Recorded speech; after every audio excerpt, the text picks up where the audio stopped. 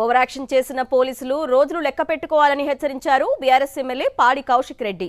వీణవంకలో సమ్మక్క సారాలమ్మను దర్శనం చేసుకోవాలని వెళితే పోలీసులు దౌర్జన్యం చేశారని ఆరోపించారు. తన సతీమణిని కూతుర్ను పోలీసులు బలవంతంగా లాక్కెళ్లారన్నారు. ముగ్గురు పోలీసు అధికారుల తీరుపై ఫైర్ అయ్యారు పాడి కౌశిక్ రెడ్డి.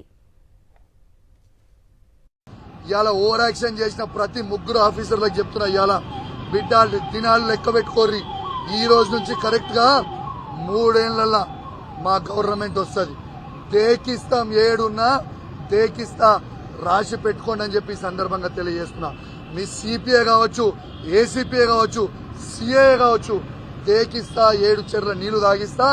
3 ఏళ్ల తర్వాత మా ప్రభుత్వం వస్తుంది, గ్యారంటీగా అప్పుడు దేకిస్తా.